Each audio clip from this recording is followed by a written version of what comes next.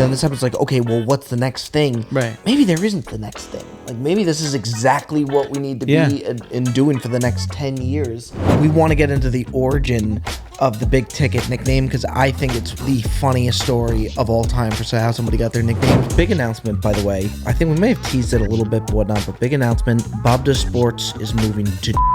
But now I think this is the best job. Are you being serious? I'm being 100% serious. It really is, Travel man. with your best friends.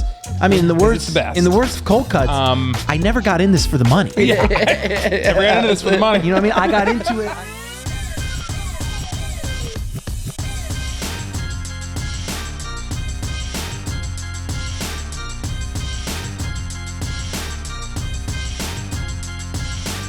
I almost feel, unless it's a food challenge, we usually always have such a good gauge of what's going to hit and what's not.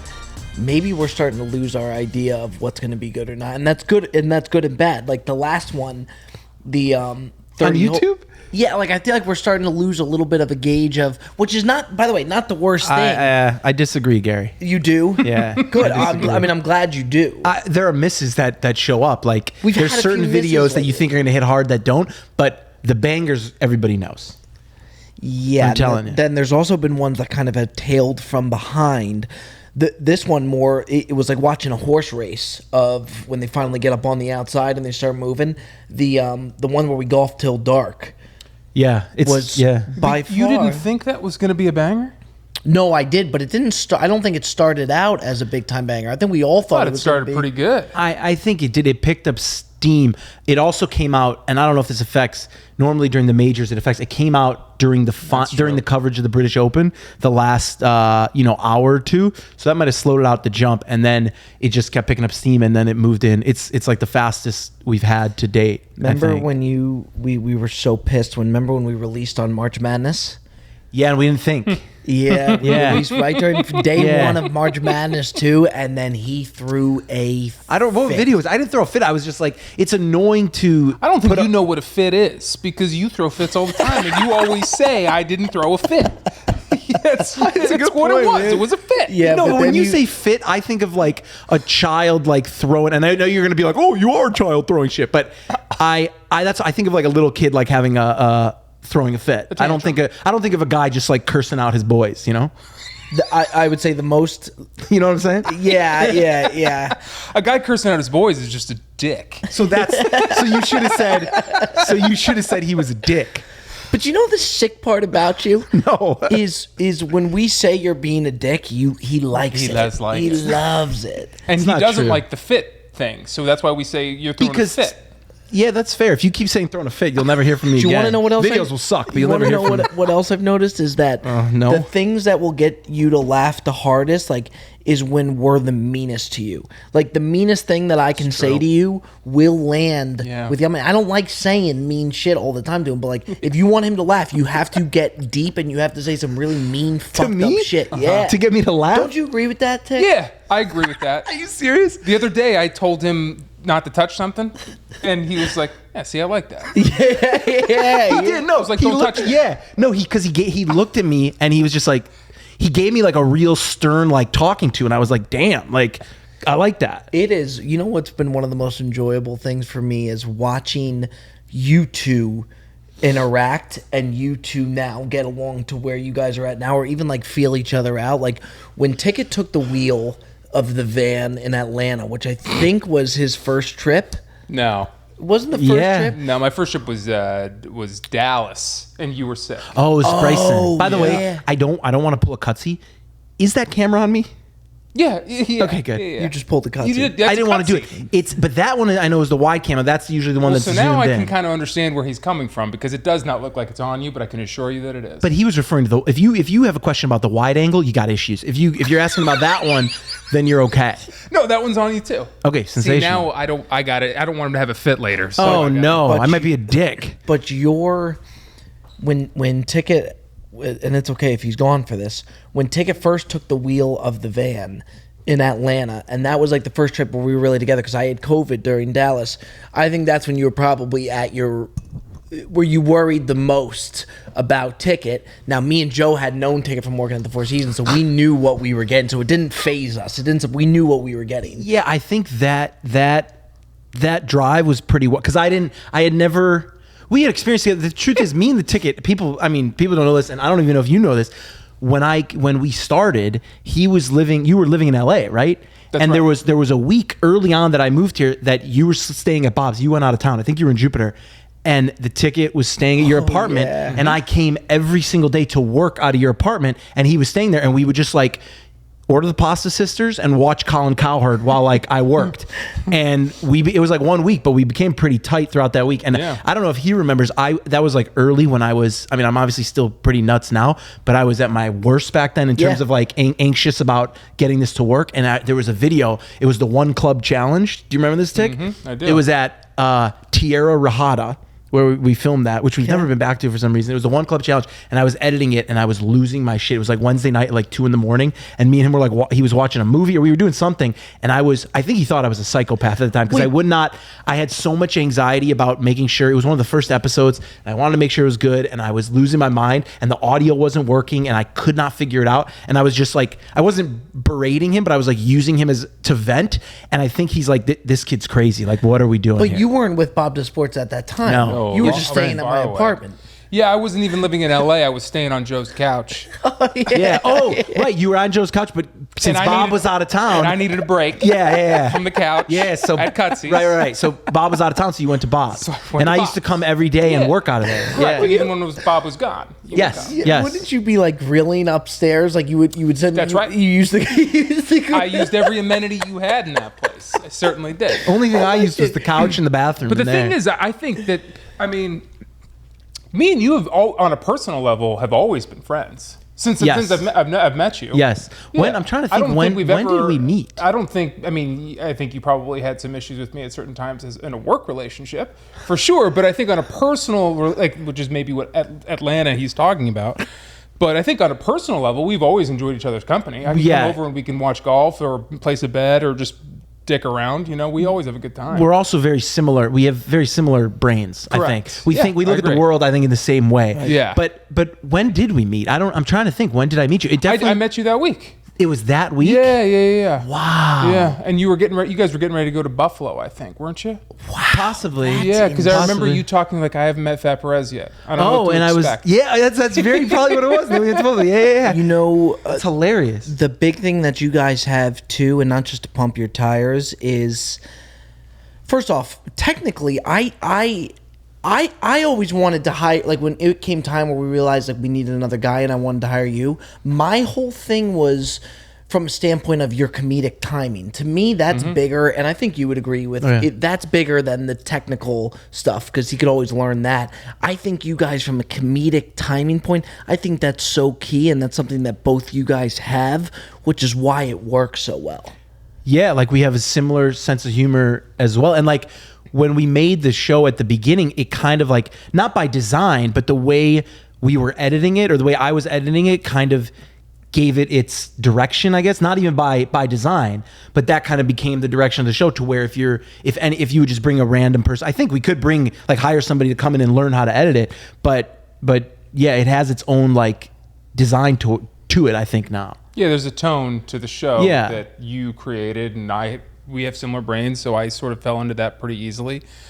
But if anyone's coming on board now, we're looking for technical assassins. We've got enough comedic time. The truth is, we need assassins. We are, but I value. Can I be honest with you? I value, like when we're looking at hiring somebody, and we're like Jensen, who's making the tracers for us. It doesn't matter what your resume is. It doesn't matter how technically sound you are. To me, at least. Because when Jensen came on, he reminded me a lot of myself. Like when he would just hit us up and just start making shit for us. He just started making better. He made better tracers, and it was like, if somebody's gonna like just grind that much without being paid at first, just because he wants the job and he sees the future, it felt very similar to how I felt like 3 years ago when I was doing it. So I'm more inclined to work with somebody like that than somebody who has a degree from wherever and knows the technical skills, but doesn't have, is not a dog. You see a lot of you in Jensen. For sure. Which is why I like Jensen. And Jensen, as you folks are learning now, is the new guy coming on that's coming to help us out. When I was sold on Jensen was you two telling me that he's got like that dog in him that where he'll just work. But when I started following him on Instagram and he did this purely out of enjoyment, he posted a shot chart and a tracer from every single shot in one video. Yeah, in one video, and I was like, that's it. Yeah. That's I'll take him any day of the week. It was sick. Should I tell you my one concern about him? Sure. So he's young. He's like a kid. Like he's a kid. No, it's not a concern. But Sure. No, I'm saying like he's handling the podcast now. Yeah. He's like almost from a different generation. That's true. Which is like, yeah, and he's going to see this. You're from a different generation. He's editing this. But no, of course, it's not a bad thing. No, it's not a bad thing. I'm saying true. he's a young, like he's a kid. He's like fresh out of college or like just finishing up college. And it's just like that dynamic will be interesting, but he busts his ass and he makes it happen. So I don't know why you guys are making faces. I'm just being honest. I think that really shows in like Instagram content. Like we've always talked that like Joe was born. You got to realize like Joe first got the iPhone when he was what? He had to be like 25? 18 or 20. He was much older. Yeah. 20, so 21. It's like, college. you could tell in the way, or even Mikey V, who does the Brilliant Dumb Show with us, like the way they post is different. And I'm not saying it's right or wrong, but the way they post and their style is different than somebody that was born in when we were. And you know what I always tell you is that in 5 years, we're going to be washed up as well. Will we though? Yeah, you might not be, but you'll be having to adapt. I even now, I used to be like so on top of every fucking internet cultural meme or anything. There's shit I see now and I'm like, fuck, I'm washed. Yeah. But it's because their brain's working differently too. This younger generation. Oh, the Gen Z. Yeah, the Gen Z generation. They're growing up on TikTok, which is gonna screw all of them over for life. I'm actually thankful that I didn't have like an iPhone until I was like in my teenager, late teenager, because it was like Really? I think I got my first iPhone when I was I had like a regular, I mean, I was late. My parents didn't like they didn't want to give like an iPhone to their kids like in high school. So I think in like senior year or I had one when I was like 13. yeah. So maybe, You I must have mean, been the same. You're my age. Yeah, but there weren't like all that stuff that you could do on it. There wasn't like the TikToks or even like a. No, but the texting was pretty cool. Texting First was time I saw sick. that Yeah. colored bubble. But now Yeah. it's like I bet you kids that, not to sound like the old school guy, but it is true. I'm thankful that we got it later to where kids now when they hang out, they probably do what we all do now, and everybody's just on their phones the entire time. Mm-hmm. When I was a kid, we had a wiffle ball stadium Yeah, in my they backyard. We were don't- playing yeah. wiffle ball all day Yeah. and stuff, and you were doing all that. They're probably so, locked into that now that it's got to be different. yeah, like, I think probably socially it's a whole lot different, like making friends and shit like that. But I don't know. I sometimes think about how like good it is that we developed some sort of habits before we got Before it all addicted to the Totally. phone. Yeah. You know? Dude, do you remember like you could argue with your boys without knowing the answer for an entire night about shit? That's a great. yeah. That's a And now great it's like point. you argue for 30 seconds and you're like, just fucking look You're like it up what? on You're the like phone. Texas A&M. Fuck. Yeah. Yeah, exactly. Yeah, no, it's I there's missed a lot that. of shit. I yeah. missed Do you think we'll be so like? I almost feel like we're on the internet all the time. We're obsessed with it. You really think that we'll lose our Absolutely. fastball? I think that's evolution of Damn, time. Like I dude. think, but I think you can set your like. I don't know. I lose our fastball in the sense of like we might not be hitting on Instagram trends. You know what I mean? But we'll be hitting on other things. Like we'll just evolve into whatever it is. Yeah. You know. Let me ask you this: what's your screen time? And then Tick, I'm coming to you. I can look after. okay. So I'd be here's very the thing. curious. My phone between the computer and the phone, it's 24 hours. But if you want to just talk phone, That's just gonna give you phone. And what, Yeah. I want to know yours. You'll be shocked. In a he's got lower- nothing. He's got nothing. I got nothing. Are you serious? You know that about me. Yeah. So when you're not doing Bob Does Sports, you're checked out, which Okay, is I got good, by the way. If so, Well, like he said, it's like if I'm not on my phone, I'm on my laptop all day, either editing or working, or then if I'm not doing that, I'm on the TV. So my screen time is all fucking day. But my phone time is very, very... Do you want to know what the number is? yeah, I'd be I got curious. mine, yeah. And Okay. good for you, by the way. 2 hours and 46 minutes. No, Yeah, but Bob, fucking And that's a wondering- pretty... That's a pretty big week for me, too. But you That's were- a big one. Are you serious? Yeah. But Bob, I you spend were a little time wondering on- why he doesn't respond in the chats. It's because his phone. He tosses the phone. Like, Yeah. it's a smart play. Yeah. Oh, I think. Look, I wish. I've noticed. I did it last night, and I literally will have to, and it's not good. Let me look at my screen I have time. to Hold on. tell myself, okay, Robbie, you have to put your phone away now. And then I will notice, like, even if I watch a show, I enjoy the show so much more when I don't have my phone there. But it's so rare for me to even be able to sit down and watch a show. That's how sick I am. You know how crazy it is that people in general, you have to put one screen down because it's too addicting To get another to one. focus on another screen. Yeah. You can't even focus on the one screen. You want to hear mine? Isn't that crazy? We're fucked. No, We're it's like you fucked as turn. people. No, you spend all day looking at the big screen just to go home to look at the little screen, right? And then people are like, it's like a meme. Or they're like, why can't I fall asleep? It's like there's an orb of light like shining in your face at all times. Like how, 10 hours 23 minutes. Oh my God. And bear in mind, I'm on the computer a lot, so it is a lot of it's work related. Probably, I would say. You do almost half of this is work related. Hybrid thing. I've watched you work before when you're not laying down on the floor on your stomach.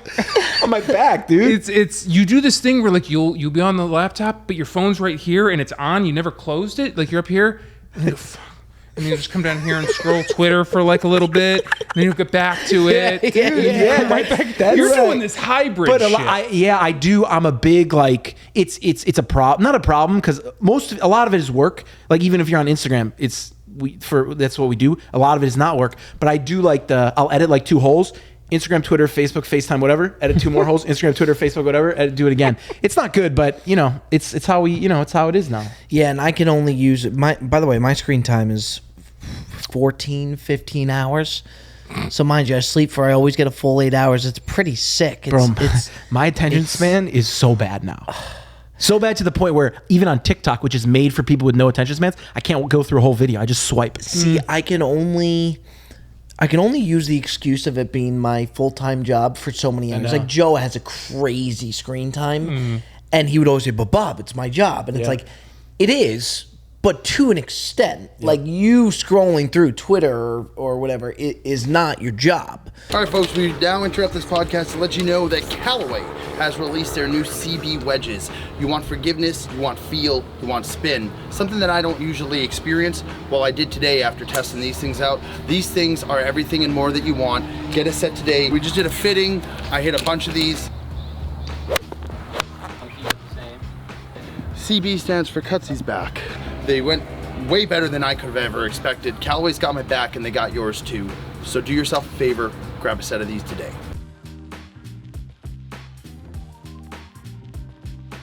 I don't know what he's fucking doing on there. Because at least you're doing Cameo. Right. You're doing some of these other things. You're talking on the phone a lot. You're a big talker on the phone.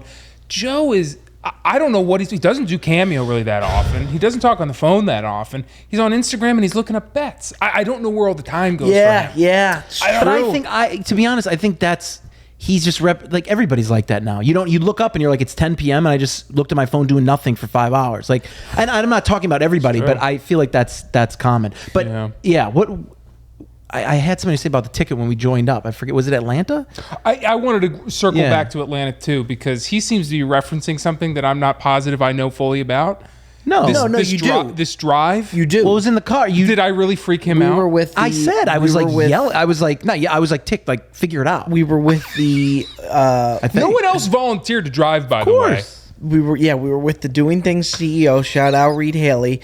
We were with him, and Ticket had just met him, and within the first 5 minutes, first off, your control of the van was all over the place. It was frightening. And Jet's in the back, like, what the fuck is he doing? Like, he can't drive. We just hired the guy. He can't drive. Coming from the guy who never drives anyway. I don't drive. I don't drive, but by design. Like I'm not gonna. Within the first 10 minutes, you told him about you being arrested, which I thought was hysterical, and he didn't like. And now we're telling the whole world. Now everybody knows. But that does lead into the big ticket. Sure. Origin name, and we wanted to get into that. Last thing I'll say before you even go in there, Tick. It's fun for me to watch. I think you're having more of an idea now, but him is really coming now to where you don't realize how part of the show you're becoming, and you're not going to want to hear me say this, but like you in a way now are becoming like a star on the show to where you look at the comments. I agree. And he doesn't even know. Lately there's like moments since we've done the show where, to me at least, I can speak for myself, where I'm very engrossed in the show, so I don't take a step back and look at where it's going or this or that. It's just like day-to-day shit. But there are moments that happen where you actually feel something happening. Like when we hit 3, 4, 5 videos in a row and you can like feel it getting bigger and you can feel the more comments coming in. You can feel the positivity coming in. So with the ticket, the last couple weeks and month, I've been feeling his presence growing and the amount of people talking about him and the amount of videos he's in and the bars he's dropping and his Instagram is growing and people are just like, what's the deal with this guy? Is your Instagram going up? And he doesn't post. I don't do anything on He doesn't it. post. Is it really? Yeah. He's got to start posting. I'm getting some people who are getting pretty pissed. Yeah, Also, people, too, dude. When you first started, you didn't say as much because you were just kind of feeling it out. Now you're so comfortable to where people are seeing how fucking funny you are. The par 3 poppy things come about. Yeah. I don't think you all realize where that's going, and that's fun to watch. But we want to get into the origin of the big ticket nickname because I think it's the funniest story of all time for how somebody got their nickname. So I'll give it to you, Tick. I like the way you tell the story better. Yeah, So you fill in some gaps if you feel Okay. you feel needed. Well, yeah. So we told the story at a different podcast, but we had to cut it for certain reasons. But I'll first touch on that arrest that happened before this story. Oh, I thought it was the same shit. I think there's a lot of people just hearing that I got arrested, and I got to make sure they know I didn't kill a guy. It's like him sitting down on Good Morning America to like talk about like his troubles and his mistakes, you know? That's what it sounds like. For the record, I've been arrested too. You have. Yeah. Do you want to talk about it? We can, but I want to... Okay, we'll get to me first. Yeah. But I was arrested twice.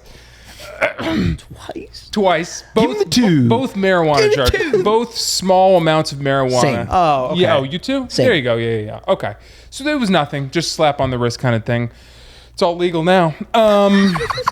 It's all fucking legal. He's like, I want that fucking expunged immediately. So I went to a school, big party school. I don't think I should say it. And I was betting on college football. I was betting on baseball. I was betting on anything you could bet. And I racked up a huge debt with the wrong kind of people on campus. And they had this system where they would say, listen, man, you don't got to pay off the debt that you owe, but you do got to start selling weed for us. So I started selling weed for these guys to make them their money back, and eventually I did, and then I kept going, and it was a whole thing. But anyway, my gambit, my thing was I would stand outside of the football stadium. Big university, by the way, too. Big football program. Big football program, big university. I would stand outside, I would make my sales all through the week, but you would pick up on Saturday mornings at the stadium, and you would see me, and you would say, you selling big tickets. And I would say, I got your tickets. And the tickets were weed. Lots and lots of weed. But wasn't it like if they wanted a regular ticket, you would give them a ticket to the Correct. game, but if they wanted weed, they'd say, I'll take a big ticket? That's correct. Yeah, that's Yes. unbelievable. That's 100% correct. That is Unbelievable. absolutely correct. So but when you met him, you didn't know that. So did you just call him Neil until you heard the story? Yeah, we had a terrible nickname for him. We used to call him Demo. For yeah, Demo I remember that, Neil. yeah. But then that once I found out, Yeah. he told the ticket story, and I was like, why the fuck are we not calling you Ticket? That's 10 times better. But yeah, no, I didn't know about that. I drop things about my past sporadically. You do? Yeah. That's like with him. I got to force it out of him. I don't Yeah. drop anything. Bob knows a little bit, but I don't like Like the other disclose day, I too much shocked information. Perez. I told him while I was at the same university, I was a white water rafting guide. Yo, I love that shit. Are you serious? Yeah, on the way back from Whistler, I dropped that knowledge, and Perez just lost. Yeah, he lost it, but then he probably thought about it, and he's like, you know what? Yeah. It makes sense. Are you serious? Yeah, because we were passing down that river. There was like a big body of water, and Perez was like, "That'd be fun." And I was like, "Yeah, I used to be a guide down a river." That's unreal. I love the bit, and it's not a bit because it's true that Tickets lived like 5 different lives. Yeah. It really is. He's seen. This is the best one. They're all shit. This is the best life I've had. Yeah. Let me tell you something.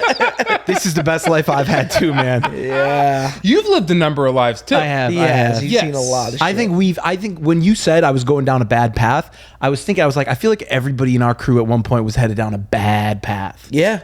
Yeah. We all have had, I guess you could say, our vices or like nobody, I know nobody in general is squeaky clean, but like we've all had some really rough stages. Yeah. There's things with me that people don't know. Like we've all had.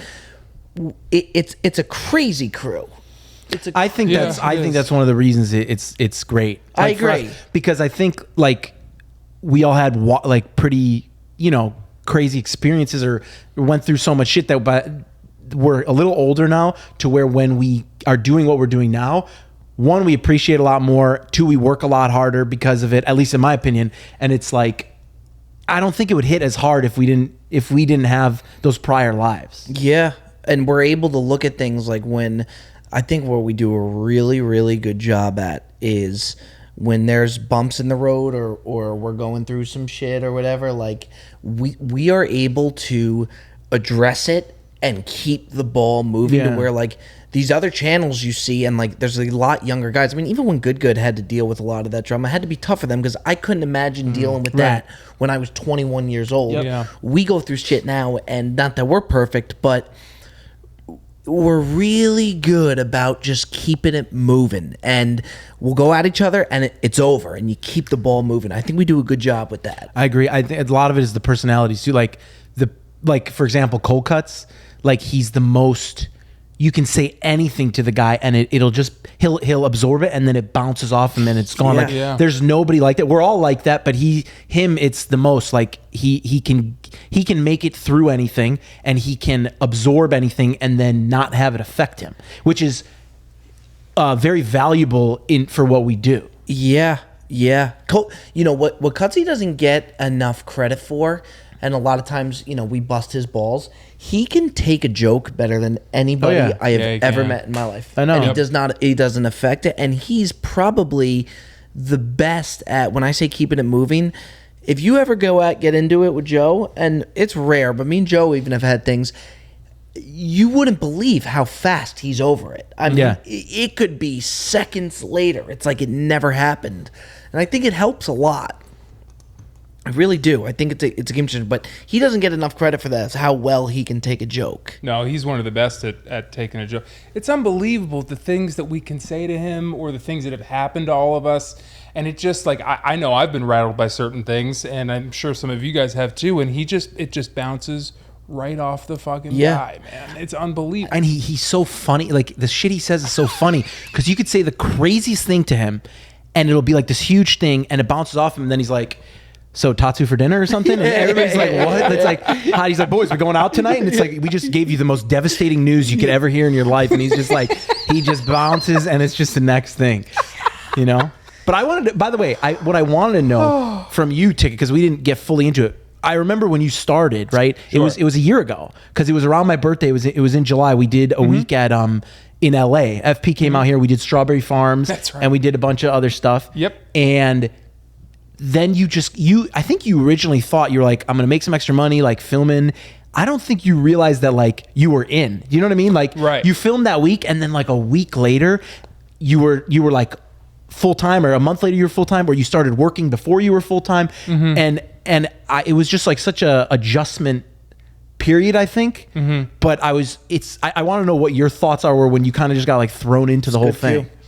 Yeah, I have been working for about a year with you guys, and I was full-time come September, but I started doing like contract work like back in July. It's been about a year exactly since that Strawberry Farms Angeles National. That was the first video you were in, I think. Angeles full-time National, playing golf, which is a great video. Go back and check it out. That's the double Euro episode. It is. Yeah. This is part two. That's part two. Part two has the double Euro in it. But I was living in Charleston, and then I came out because Bob had said that, like, hey, and I was working on the Brilliantly Dumb show at that point, and he said, hey, we were looking for a guy to help us out with the camera stuff. We're not sure if it's going to be a full-time gig, but if you want to come out, you can help us out. And I had already been considering moving back to LA, so I moved back out, but I did not think that, I hoped that maybe it would turn into something, but I did not think it would happen as fast as it did. I thought it would take a lot longer. But obviously, taking some of the workload off of your plate, I think, expedited the process. Like, look how well this worked. Right. So let's bring him on full time. But no, when I first came out, I thought I was going to be getting another job. I thought I was going to be working. I remember that. Yeah, and I thought I was going to be working as a waiter again somewhere or a bartender. And thank God that didn't happen. I remember the first trip, because I knew we needed somebody, we were going to get somebody. And again, like I didn't care the technical skill, but I remember I'm like, if he's like competent and like we get along and we all get along, which you do, like you were friends with them before I knew them, but it was like, and I remember the trip it just went smoothly and everybody had a great time. And we were like, right after we were like, he's in, like when we need, like, we didn't even know honestly if you could do other like editing. I know you had background in like film. I did short film, like I was in the film program there for a little bit, and I got a lot of experience in Premiere, but it was completely different from what you do, how you've made the Bob to Sports show. It was a completely different editing style, so there was a bit of a learning curve, but yeah, I agree. I think I just sort of fit in a certain way, and we made the rest work. Yeah, I remember I didn't care. I was like, he did the camera well, and we're all friends, and we can teach each other. So I think that's what kind of like I was like, all right, let's just take it. Because again, like I'd rather take that than an esteemed guy who's too technical. Yeah. And I don't want to say that in a bad way, but for what we do and how like it's very important that everybody's on the same page and is tight with each other. It's bigger than I mean, I think it's bigger than anything. I didn't know from a technical standpoint how much you really knew, and we had been friends for a while, but when you said to me, you're like, I technically did even go to school for it. To me, obviously, again, the comedic timing was the biggest thing, but I didn't know that you were that as good as you are even at the time. I'm not that good, and it had been a long time since I had been in that school program, so I had forgotten a lot of it. I hadn't used any of those skills, and there's still a lot of things that I know how to do that have absolutely no place in what we do. It's completely useless knowledge. Like I said, the way that we edit Bob Does Sports that I learned from Benny, he kind of created that tone and style is completely different from what I had ever learned. So I had to sort of relearn and do all those things. But that's sort of like what Benny's saying is like it's better to have someone who doesn't necessarily know all the things that we do, but has the comedic timing and has the friendship that we do. Yep. Because then that's something that you can mold. It's like a piece of clay that you can mold, as opposed to someone who's had years and years of the industry and has a way that they do things, and you have to take a finished sculpture and try to restructure it. That's just never going to work. I remember you saying it was like a few months into you working, and like you guys were really, there was a lot coming. We were doing more videos and stuff like that. And I remember Ticket said to me, and we were on the phone, and he's like, doing this now. He's like, I just can't believe that Jet was able to do this one man for as long. And now I realize that's why you were so nuts. I mean, I knew you were doing a ton, but then you hear Ticket say that too. Well, rewind back to that couch when I wasn't working yet, but I saw you, and like you said yourself, this guy must think I'm crazy. And I was like, this guy's pretty fucking nuts. Yeah. But then when I came on and realized that you were doing all these things, the Brilliantly Dumb Show by yourself. Yeah, at that time you were still doing the Brilliantly Dumb Show. I was like, no fucking way. I mean, obviously he's fucking crazy. This is too much for any one young man. Well, it's good that is the reason you think I'm crazy, not just because you're like, oh, well, now I know different. But when I first started, yes. But yeah, I never thought much of it. I just thought that it was like, that's what we do, like we'll make it happen. But the truth is, when it just kept building and building and building. So it was like, I didn't know necessarily. Now, when I saw you in New Jersey, the first time we met, and you, which is a whole nother story. That's a great story. Really, maybe get into that. Really you go for. I mean, I when I saw you in New Jersey, I remember you were talking. You said, because we were doing the Brilliant Dumb Show at the time, and we were doing all the social media stuff, and it was great. But you were talking about how Bob the Sports was going to start, and you were like, I need you to be like, I'm gonna vouch for you to be a part of it. And we were talking about how we're going to do it, because originally we've said this a million times, but we were just going to go to stadiums every week or at sporting events and film and edit and whatever. And I remember saying to you, because we were also doing the Brilliant Dumb Show, which is a lot of time, and I was like, listen, it's going to be the craziest year of our lives, but if we really commit to it, we'll make it happen. So I was fully committed to just like being in a dark room for a year. Do you know what I mean? Like, and you want to know the sickest thing is that, like, no, I'm saying, like, I knew what I was getting myself into, and in a sick way, like I wanted that. Like I really enjoy like just grinding over anything like that. I enjoy not like math, but you know what I mean? Like grinding, like this was exciting to be doing something that I felt was cool, or like a cool job. So so that's why when I would do all the work, I was committed to that. Now, after the ticket was hired and he was like, me and him both felt like we were working so much and so long, then I was like, how did I do it without him? Because all my time is still spent on it, but I was doing double the work before. Like it didn't make sense to me. And now finally, like for the first time in like, since we started, I actually like, I used to be so envious of you guys because you guys used to I always enjoyed the trips and enjoyed the work, but you guys really, it seemed like, had a great time on the trips. And like when we would come home, I would fucking be like nervous about the next thing you're editing. And finally, like over the last few months, I've been starting to like really enjoy the trips. I've noticed that recently. I have too. He's having a fucking blast. Yeah, he is. Yeah, because like it's just like we built the foundation, and like we're not like doing anything crazy. We're not like, you know, solving world problems, but we built the foundation for what we do to the point where it somewhat runs smoothly and efficiently. It's crazy. Like we're up late Wednesday nights, like we do our thing, but like a year and 2 years in, I finally like can take a step back and be like, okay, like we can breathe for a little bit and still be smooth with what we do. The stress that me and you put on ourselves in the first few months of Bob Does Sports, like even using the company credit card, like we didn't even want to any meal we'd have, we like wouldn't trust that we could actually put it on the card, and like we wouldn't want like we were so scared to use it. And I remember we always just said, I just wanted to get to a point where we could go out for dinner and not have to worry about swiping the card. Yeah, and same thing with the ticket. When I was always afraid to be like, we need to hire another guy, because I always kind of think of it as like we're this like this little tiny operation and we need to prove ourselves or we need to do this before we get help. So I was always, and still to this day, I'm always hesitant to ask for help. And you guys are always like, dude, like we're doing fine. Like we can get help to keep it moving. But it's the same thing. It's like I think we all kind of feel how we all think of it as much smaller and tighter than it might actually be. Yes. In the day to day. Yes. So that's where like the grind of it comes. But I think that's good. Like, I mean, we work a ton, but I think it's good. Well, also when I started too, it didn't die down as far as workload too much either, because as soon as I started, we took on more things too. Yeah. There wasn't the podcast. That's true. We started having a lot more ads come in. Yep. That's a whole other thing. Yeah. And so it sort of took us a while to really dial that in. And now that we have a new guy, we can start feeling a little bit more free because we have the foundation laid for now that he's coming in. Dude, we're in a good spot. I've learned a lot about like managing, or like I never like thought I would be I never ever imagined I would have somebody like working for you. No, I don't want to say working for me, but like working with somebody or being in charge of somebody else, or like delegating work. And like I never realized how hard that was going to be, and how much I've learned about like just people in general and how people work and how everybody's different and how you have to adapt to other people. And I don't think I'm good at it. I think I'm better than I used to be, but it's like a work in progress for you know what we do. It just you're a perfectionist, and it took you a long time to be able to delegate. And sending stuff. Once Tick came aboard and you saw that it was working for Tick, I think that set you free. Yeah, and the Tick, I mean, I was hesitant to let, he came on, and what were you doing? You were doing all the graphics, you were doing all the music, you were doing the podcast, and then that shit is tedious. It becomes tedious.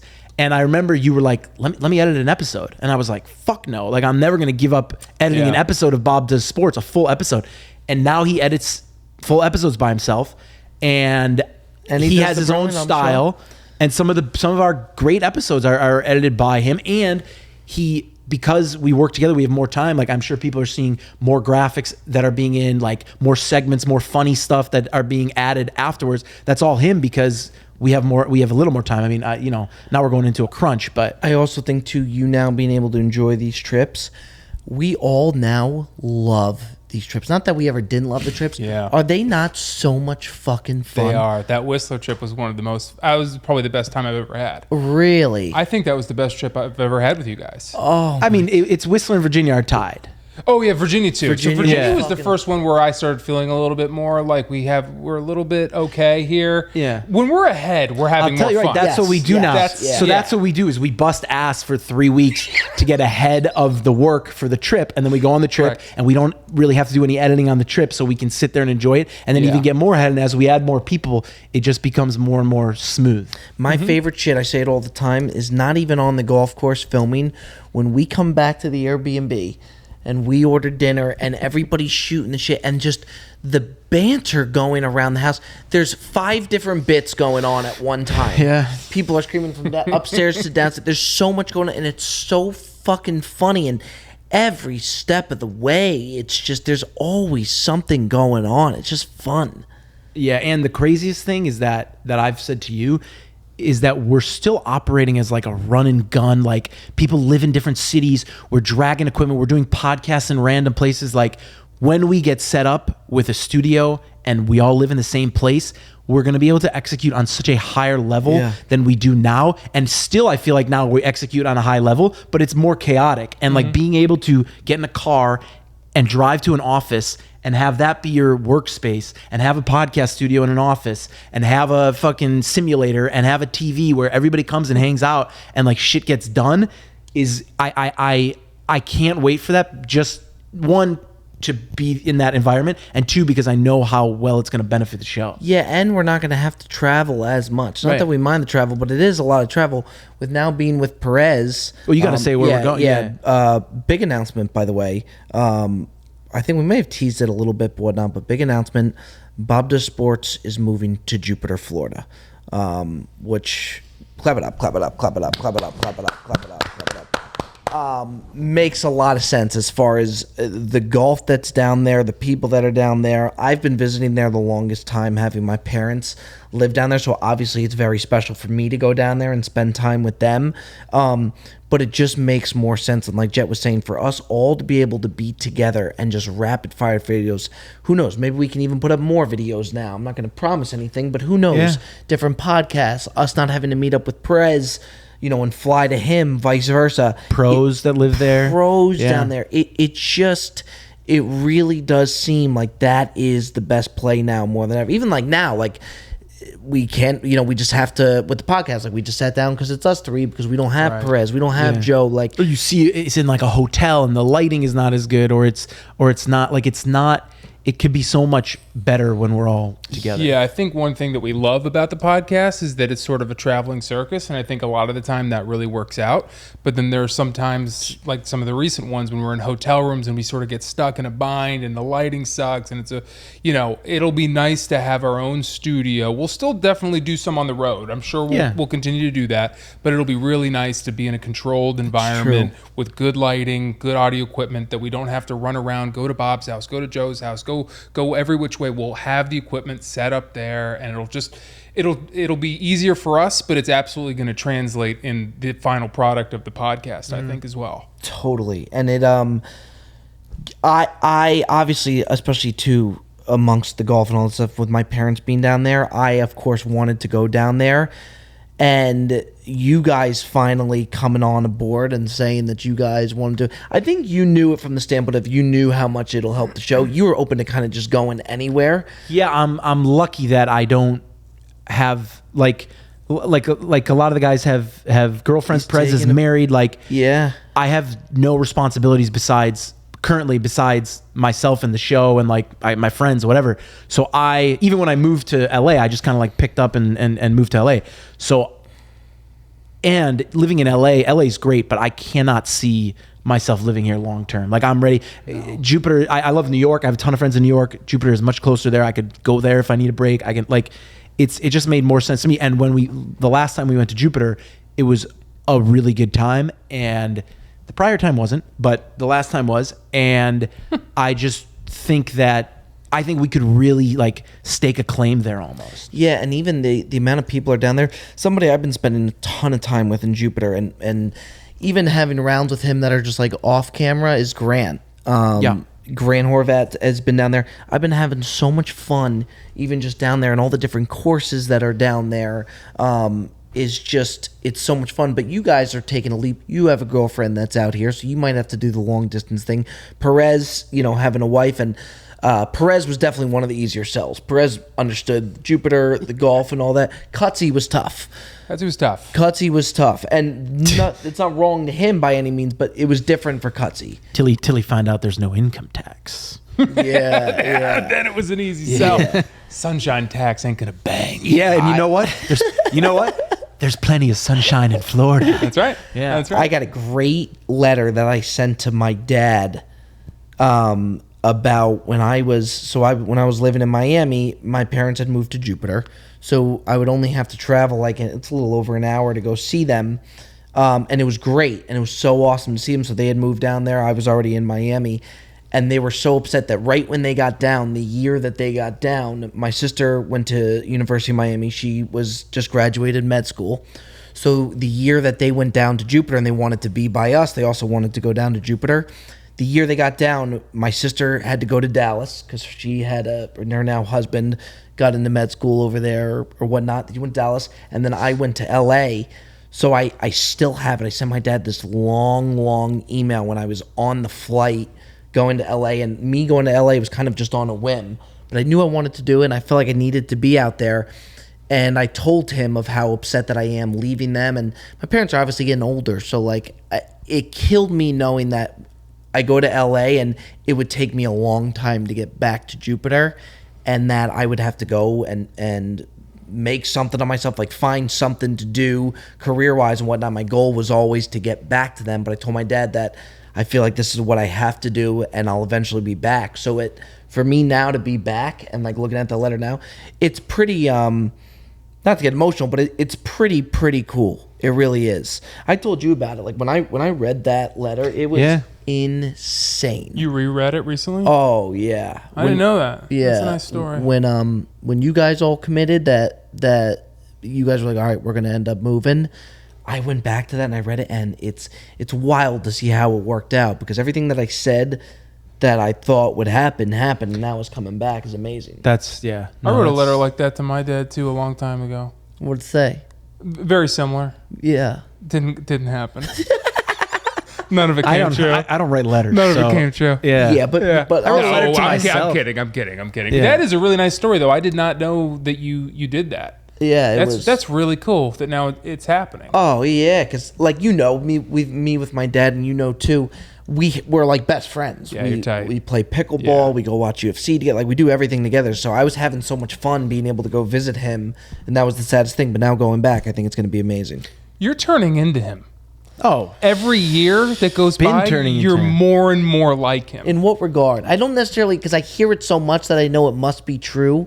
But in what regard? You're turning in more and more into a rabbi every year. Oh boy! Just the way you talk, just the way you hunch when you run. Yeah. You remind me a lot. Meeting your dad, I've always been infatuated with him for a long time.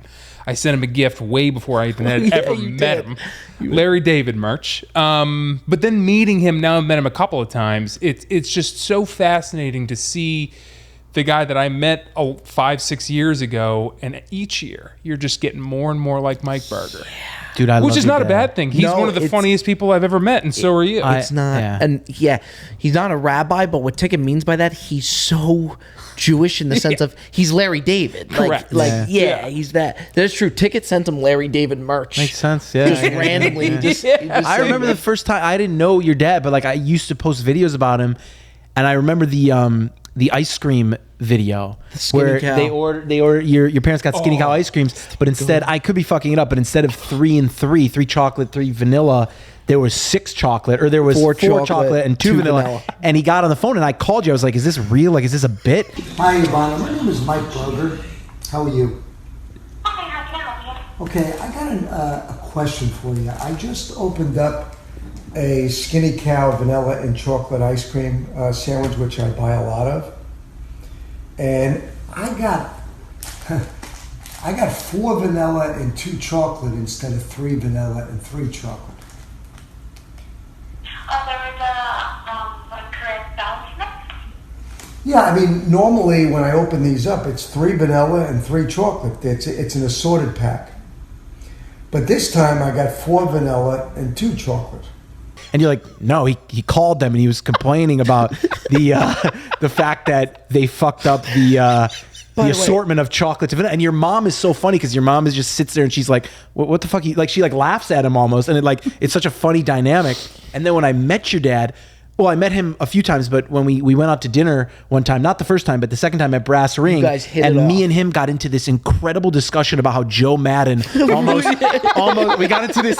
You guys were like talking about whatever, like, and me and him were like going at it in agreement about how Joe Madden almost ruined the Cubs 2016 World Series by pitching Aroldis Chapman too much. And he I said it, and I wasn't expecting anybody to like agree with me. And he's like, "You're absolutely right." And then we just started talking about how Joe Madden almost banged us, and yeah, I was like, I really like your dad a lot. You guys really hit it off. Yeah, the first time we had dinner, I think you were more reserved because you were just getting to know them and whatnot. And the second time, you guys, I mean, it was just nonstop. He was also, when I saw him on the golf course, he was wearing the jet polo, and I was like, all right, that's respect, you know? Yeah. And it was in the middle of COVID too, so like the last thing that people are worried about are that, and he's dead serious. Yeah. It's not a bit. I know. It's really all right, we got Q&As, boys. With that being said, we're not 2024. We're aiming for. We're not going tomorrow. Yeah, I'm glad you did that. Yeah, by the end of the year or early next year. Yeah, 2029 will be in Jupiter. I've already been looking. I mean, I've already looked at places to where I know for me, I'll be down there. I think all of us are gearing towards like the start of next year. I'm thinking of moving sooner rather than I am later. too. I am. I'm thinking about it too. It's like, what's the point? I'm ready to rip the Band-Aid off. If I'm going, I'm going. I was going to tell you, but I was going to tell you, if you like, because if you were to call me and be like, here's this apartment, it's this much a month, you're in, I would be like, all right, I'm out. If I find the right apartment, I will go. Yeah, what's taking? I will tell you how. Really? Yeah, I will. Well, that changes a lot. Well, I might not find the right apartment until January. I'm just saying, if I do find it, I'm ready to. Well, you got half a foot there. You live. Yeah, we have had, and this was even before you came into the picture. I mean, with our friend group out here in LA, we had a fucking blast, and we loved it. We'd go out to dinners, like we had all our traditions of what we would do, football Sundays. I could leave LA knowing that A, it's time, and B, we had so much fucking fun out here. Yeah, I mean, this was the first trip that's coming back from Whistler. When we landed in LA, I was so sad. Me too. I was legitimately sad, yeah. I It was had like, a weird ugh. pit in my stomach. Really? It was very uncomfortable. One, because like I just said, I had the most fun on that trip that I ever had with you guys, and just knowing that I'm so done with this place. LA's never been for me. It was a place where I came like Bob to find out what I was going to do with my life, and it's given me that. You know, I will always be thankful for that. But it's not LA doesn't feel like a home at all. It feels like a place you come for a career, which is what we did. True. Now let's go find a home, boys. Yeah, Go I think find a there are a home. lot Let's of. go find a home. I think LA gets kind of a better at because it's so much of it is transplants who come here for that reason. But I think there's a lot of like pride for people who live in LA. With that being said, it's like you are right. I feel the same way in terms of like after it's LA's. I don't want to say it's similar to New York. I lived in New York for a while. It's similar in the sense of like that. The vibes are a little different. It's more relaxed, but it's similar in that like kind of hustle bustle. Like people are here to make something happen if you're not from here, and then that's it. And I think that's why we came. Like, I cannot see myself living here long term. Yeah, it's like when we got back, like we all just wanted to, we were so tired, we want to go back, relax and stuff. And like you go into the Uber on the way back, and it's just like chaos. You know what I mean? And again, we've had a ton of fun of it, but it's definitely time. All right, you want to go to the Q&As? Sure. All right, boys. First question comes from TR Hansen 07. Where do you see Bob Does Sports in 5 years? It's a great question, dude. Great. You want to For start? me, I have no idea. I don't see it where it is in a week, bro. Like I don't know. I can't. I'll be honest. Should I be honest? Yeah. Yeah, be honest. Okay. Ah, man. I always think, and we talk about this, that like in an instant it could all be taken away. like we're just talking about how much we're like, I'm finally I don't even want to say like for the first time ever, I'm like so enjoying what I'm doing and like what we're doing. And it's almost like scary to me that like that's happening, because it means that like something bad's gonna happen. Do you know what I mean? I'm always concerned that in any instant people are gonna be like, fuck these guys, like they're not funny, they're not interesting, I don't want to watch them. So I don't think in necessarily long term, but I wonder, because I see there's other channels who have came before us. You look at like a lot of like Barstool, right? Like Part of My Take, Foreplay, KFC Radio. They've been doing it for 7, 8, 9, 10 years, and we've been doing it for 2. So it's like, that's like sometimes what I remind myself of, is that it's very possible that we'll be doing the same type of stuff in 5 years on the same show. It's also possible that we evolve into other stuff. Like, I don't know. I totally could see you having opportunities elsewhere. I don't think you'd ever give up Bob the Sports, but I could see you having big opportunities in entertainment that's outside. I could see a million things. Yeah, we were on the phone. We had a long talk about it, and it got me thinking that for me, I've always said that I thought with Bob Does Sports that with the platform that we're growing and we feel it getting bigger, we feel our fan base getting bigger, so many different doors are going to open up for us as we continue to grow that we can kind of pick when that time comes. So I always felt dumb for not having an answer to that, but that really is the answer, that so many doors are going to open up that we don't know where it'll be, but there will be different options, whether it be, I always wanted to get into TV and whatnot, but the way we are doing the behind the scenes stuff now, it's turning into where it already was not so much a golf show. It's a golf show, but it's more comedy based. Yep. Mm-hmm. And now we bring in the behind the scenes. It turns into like a show. So who knows what could go from there. But I love hosting. And when we did the thing for Golf Channel with Amanda Renner, we did the Tito Shortage Classic. I loved doing it. I loved hosting, doing whatnot. But then we were talking about, it's like right now we have it so good to where we have bosses. We have a team that I partnered with in the beginning, but I don't necessarily see them as bosses. We're very close. We're like partners. Mm-hmm. You go to like a network, and instantly you have a boss. I agree. You know what I mean? We were talking about this, yeah. Even if, I always wanted to do like a Jimmy Kimmel type thing, even that, you have to go, you have to prepare, you have to, it's a very time consuming thing. Right now we have it so good to where we can, yes, we're busy, but we can pick where we want to go, what we want to do. We live we have it so good to where it's like, maybe the grass isn't greener. You know what I mean? On that other side, to where just keep doing it. It's so good right now. And I think, I know those opportunities are going to come your way. So you'll make those decisions when you have to. I know you're not going to just, it would become like a juggling act for you kind of. It'd be a lot. But it is true. It's like, even for me, it's like, I feel like I in a large way get to call the shots on what we're doing, and the ticket, obviously, and all you guys. But if you give that up, that's not like what, like my dream was always to do my own thing. So when you give that up to, whether it's a network or you give it up to whoever, it's different. And I don't know, I guess like you would weigh the pros and cons, but you look at, there's other shows and other podcasts or other whatever that have gone on to do other stuff with networks or with this or that. And it doesn't necessarily always feel the same. Like now your jokes can get cut. Now there's people telling you what they think is funny. Now there's this, now there's that. And I feel like it could be a huge opportunity for exposure and money, obviously, but I think you cross that bridge when you get there. It makes me think that like maybe we're exactly where we need to be, and we don't need to be. I feel like everybody thinks like, this happens like, okay, well, what's the next thing? Right. Maybe there isn't the next thing. Like maybe this is exactly what we need to be in doing for the next 10 years.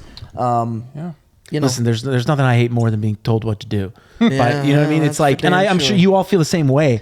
It's like we get to do what we think is right. Like we get to call the shots. Yeah. And those opportunities are going to come, and it'll probably become somewhat of a juggling act, and you'll pick your spots, and I know you'll make the right decision, but I'm sure it's coming. Tick.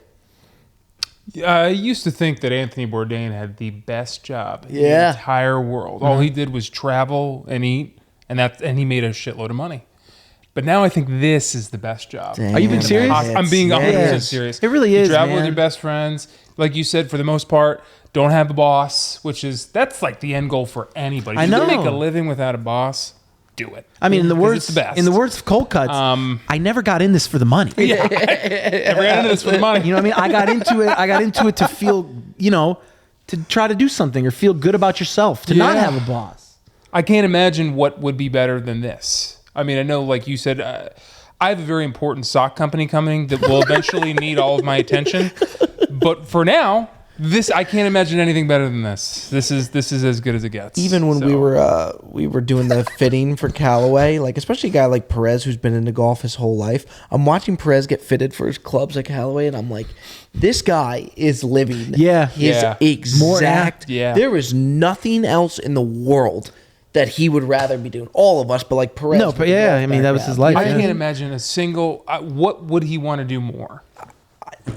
And it wouldn't Even in the golf space, I don't think there's a better option. Yeah, it's like even if he was good enough to play on tour, like that's a grind and a half. Yes. You know what I mean? Like he would be on the fucking mini tours, or he would be doing this, or he would be doing that, and it's like wouldn't want to commentate. Yeah. You know? He just gets to be, dude. He gets to be himself. That's like all anybody wants to do in life, and like a lot of people can't be themselves. Yeah. Due to a million reasons, and all of us get to be ourselves. This guy's hat has been unsnapped. I've never seen anything like it. I can't. BreezyGolf.com for the hat. Next question. This isn't so much of a question, but I wanted to throw it your way because I find it amusing. From Brandon _Henry7. He wants us to do a cigar challenge. One cigar, each hole. See what you can shoot in a 3-man scramble. Bro, That's nice. First of all, take that. That's up your alley. No, one cigar That each. That will go down suicide. as the worst request. And with all due respect, he's a supporter of the show. All due respect, Brandon. That has got to be the worst suggestion we have ever received. And I'm gonna with all due, but that is terrible. I've rarely smoked. I think I smoked a cigar once on the golf course when I was like younger. My friend was like, "Hey, try this. It's cool." I didn't know what I was doing. By like the 5th hole, I was like, "This sucks. I'm out." Never did it again. That's like me with chewing tobacco. Guy gave it to me in center field during BP. Fucking Zinachino. And I went to run after a fly ball, and I was dizzy going after I never it. understood that, how these pro players are just sticking dip all in their cheeks. Yeah, it's like, why would I want to? It does look kind of... I can't say it looks kind of cool. Yeah, but you know what doesn't look cool is a fucking slider coming in at 84 when you can't function. Yeah. Have you ever seen like a real pitch coming in, like something over 85? Oh, like have you seen like a 99? No, like in the batter's box. Well, the batter's box? Oh, The batter's yeah. box. Do you remember those have? old... Oh, yeah, for sure. Oh, like in college? College, and then even in high school, it was just such a competitive... You had guys that's thrown in the 90s in high school? Yeah.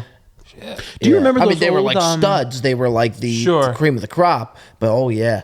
Did you play Don Bosco? Is that what we're talking? Don Bosco, Seton Hall Prep had a guy, the coach's son, last name was Shepard. Okay. And he got drafted. This kid was just Probably for the Reds, yeah. beep. Everybody got drafted by the Reds. Yep. Well, my point is though, like that is, you have I don't even know how you hit that. Hit a baseball? When it's coming in at like, because when I played in high school, it was like the top guy pretty much pitched 85, 87, and that was pretty rare. You were getting a lot of guys at 79, 80.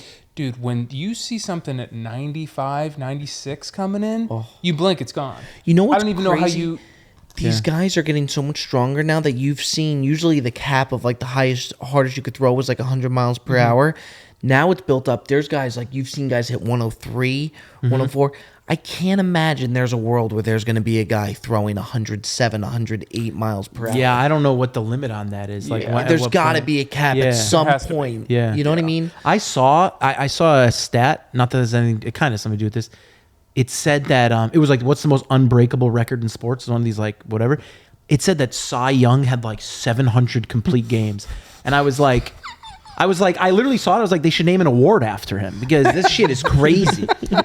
Dude, that's insane. That is ridiculous. Like nobody, and especially nowadays, like no one's pitching that much. Yeah, that's one I can't That'll see. yeah. I'd like to see other sports too. What's the hardest record to possibly break? I'd be curious to see those. All right, Tech, let's fire another one. This one's for you, Bob. Tell him, Bob. I know you're a Stern fan. This comes from Travis J. Allen. What's your top 5 Whack Pack members?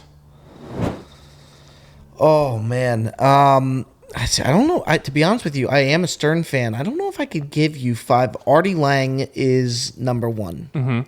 When the Stern Show was going with Artie Lang, it was by far the best. Beetlejuice would be at number 2.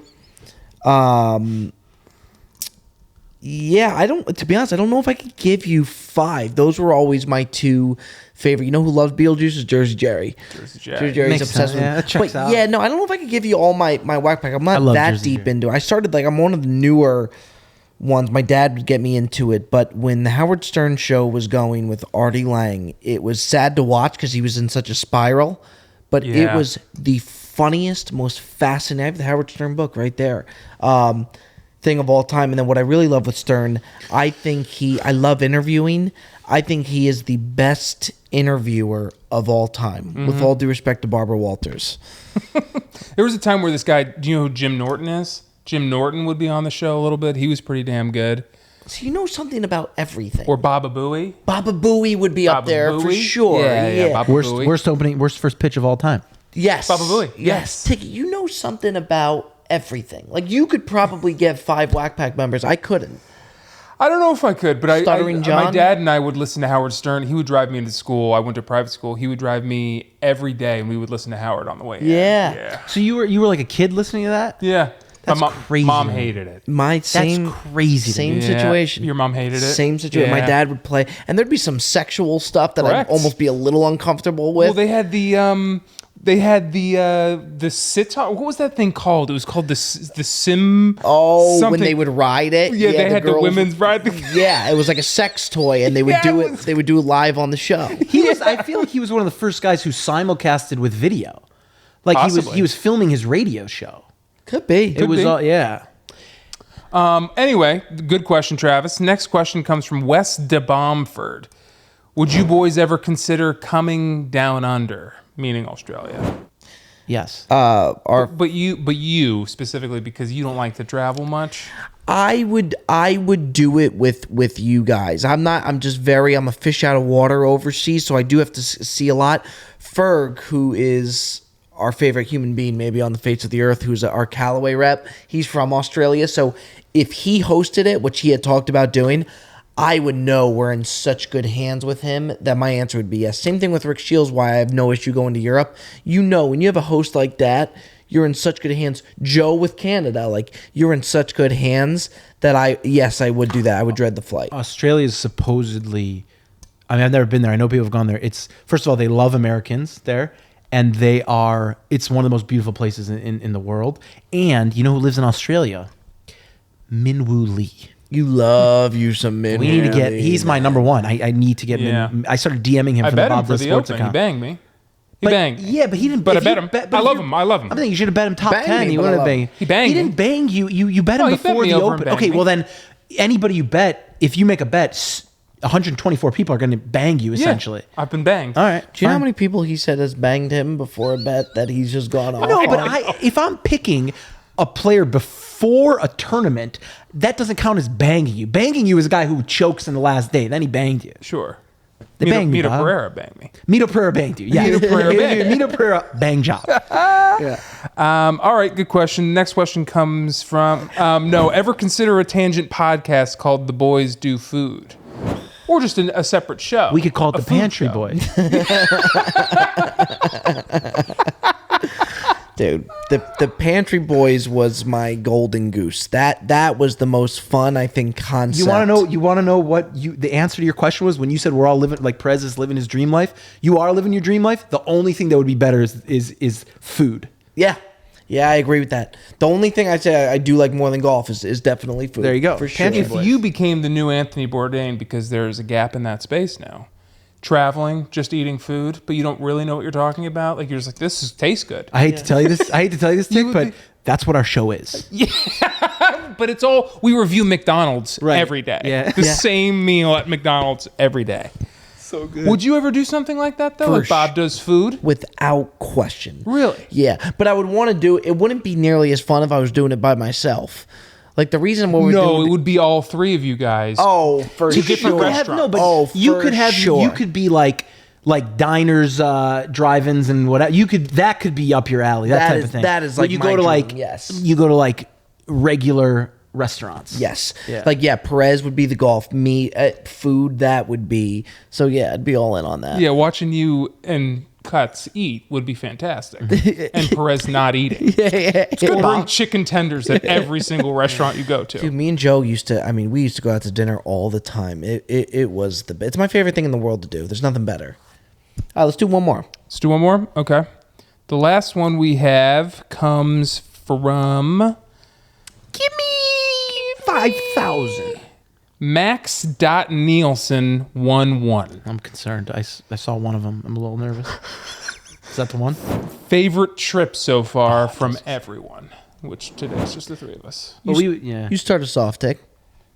Whistler. Yeah. Vancouver, Whistler. It was a rough start in that we did have what you were talking about earlier on in the show is that we really run on good vibes, and a lot of the time the Airbnb plays a big part of that. There's an energy that each one has, and this first place that we had, man, was so big and so creepy that it was almost like we didn't spend much time together. You're right. We were very spread out. It was not a comfy, inviting vibe, so we didn't see you guys that much.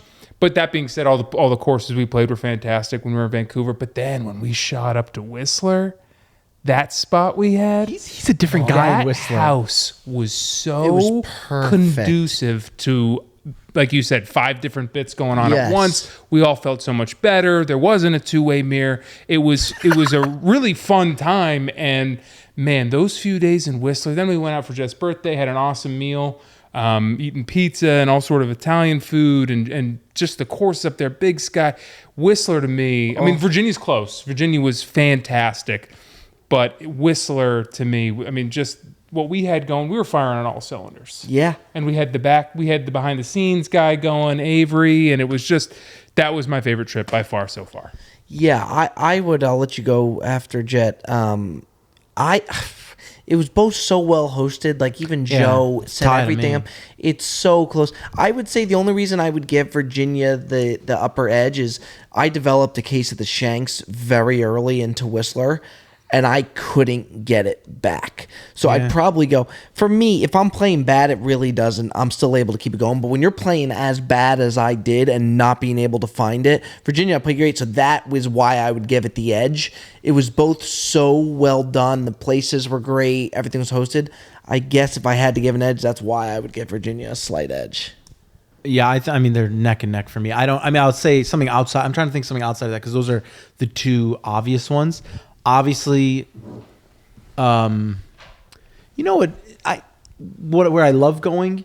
Not necessarily my favorite trip. I love going to Scottsdale. Scottsdale, yeah. I love that. And to me, a lot of it is like based upon like not the city or anything, but like the like nostalgia of like something we did. Like when we went to Wickenburg, I love Arizona because of that. And like I love Quail Lodge. Well, Quail Lodge is beautiful, and they took it. That would probably be my third is Quail Lodge because they took care of us. Like it was, they set it up. They took care of us. The course is beautiful. We have good memories there because that was where we had the first match there. So I'm trying to think. And then obviously the best of the best for me is Ole Miss. Yeah. Just because it's just, I don't know how to explain it. It was the best time we ever had. So and fun. It was, I mean, I would say Virginia and Whistler are tied, but then for like my own personal like nostalgia, it's Ole Miss. Yeah. You know what's wild with Ole Miss? Remember, of course you remember, but on game day, going to that like convenience store, It was like a that bookstore or something. It was the most southern thing I have ever seen. I got to tell you what, fellas, I enjoyed that. It was a good one. I really, really enjoyed it was that. Vito's Pizza. Vito's Pizza. Bob does food. 6 slices. Appreciate you boys coming on. It was good to get the ticket backstory and all of that. A lot of fun. Again, Joe's in Canada right now. Perez in Virginia. The boys are coming to Jupiter. We're looking forward to it. Hope you've enjoyed this episode. That's been another edition of the Bob Does Sports Podcast. We'll see you next time.